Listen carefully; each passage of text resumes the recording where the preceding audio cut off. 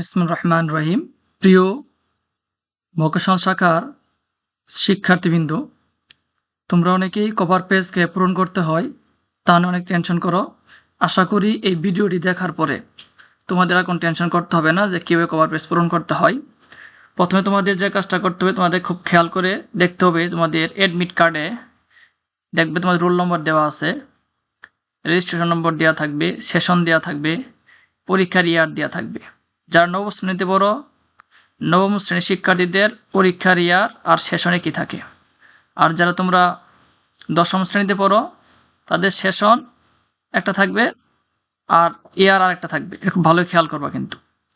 আর তোমাদের একটা ট্রেড নম্বর থাকবে, তোমরা যে বিভিন্ন বিভিন্ন ট্রেড নিয়েছো, তোমাদের ভিন্ন ভিন্ন ট্রেডের নম্বর ভিন্ন ভিন্ন থাকবে। এবং তোমাদের এই সাবজেক্ট ভিত্তিক এখানে কোড নাম্বার দেওয়া থাকবে বাম পাশে। আবার এই যে এইগুলো সাবজেক্টের কোড নম্বর বাম পাশে। তোমাদের জাস্ট এগুলো তোমাদের অ্যাডমিট কার্ড থেকে একটু দেখতে হবে। এগুলো দেখার পরে তোমরা কীভাবে কভার পেজ পূরণ করতে হয় তা আমি শিখিয়ে দিচ্ছি। তবে তোমরা এগুলো তোমাদের অ্যাডমিট কার্ডে দেওয়া থাকবে, এই নম্বরগুলো একটু ভালো খেয়াল করবে। এবং পরীক্ষার ভিতরে খুব সতর্কতার সহিত এই roll number, registration number, session, তারপর তোমার ট্রেড নম্বর, তারপর বিষয় কোডগুলো লিখতে হবে এবং পরীক্ষা ইয়ার যেটা থাকবে সেটা। আশা করি এগুলো তুমি তোমার অ্যাডমিট কার্ডে খুব ভালো করে দেখবে। চলো তাহলে শুরু করি আমরা কিভাবে আমাদের কভার পেজ পূরণ করব। আমি বিগত সালের একজন ছাত্রের অ্যাডমিট কার্ড থেকে তার তথ্যগুলো নিয়ে ফর্ম পূরণ করে দেখাচ্ছি। তোমরা তোমাদের অ্যাডমিট কার্ড দিয়ে যেন সহজেই তাদের কভার পেজ পূরণ করতে পারো। চলো তাহলে শুরু করি।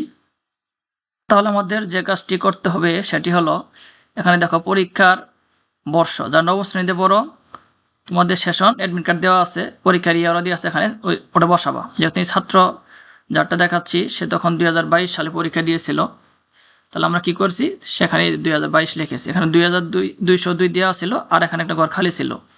এই খালি ঘরে আমরা কি করব, এই 2 বসাবো।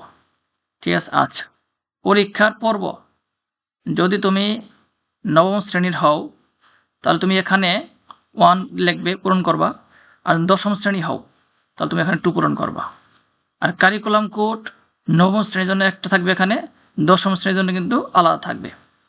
তাহলে এখানে কোডটা আমরা লিখবো, লেখার পর এখানে 2 আছে, এখানে 2 পূরণ করে দিব। এখানে 7 আছে, আমরা কী করবো, 7 পূরণ করব।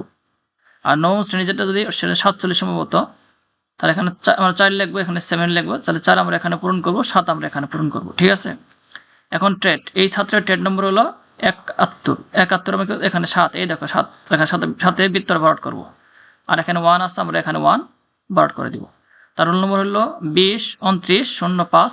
তাহলে আমরা কী করবো, এখানে লিখবো। লেখার পরে এই যে দেখো 2 কোন ঘরে আছে, এই যে ঘরে, এই ঘরটা পূরণ করবো।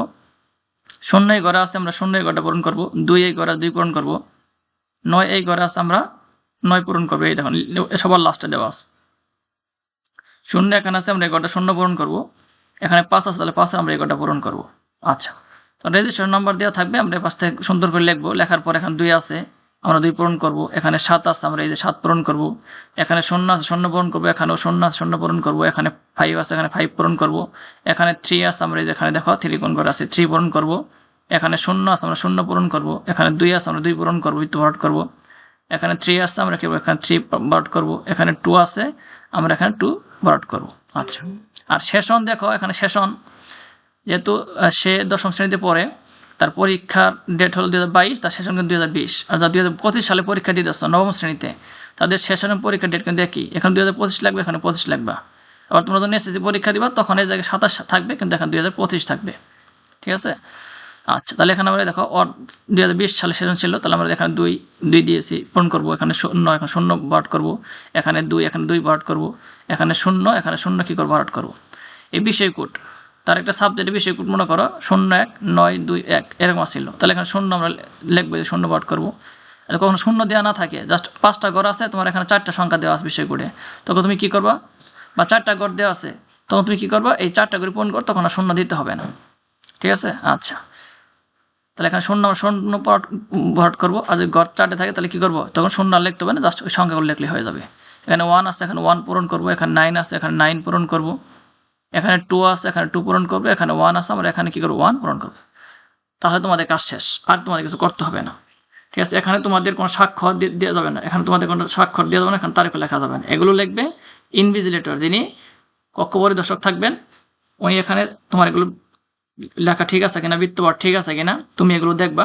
উনি দেখবে, উনি দেখার পর এখানে উনি ওই পরীক্ষার তারিখ, যে তারিখে পরীক্ষা ওই তারিখে উনি বসিয়ে দেবে। এগুলো তোমাদের কোনো কাজ না, শিক্ষকদের কাজ। আর তুমি অতিরিক্ত কোনো পাতা নিয়ে থাকো তাহলে এখানে যদি একটা নিয়ে থাকে এখানে একটা বৃত্তপাঠ করবা, যখন দুইটা নিয়ে থাকে দুইটা বৃত্তপাঠ করবা।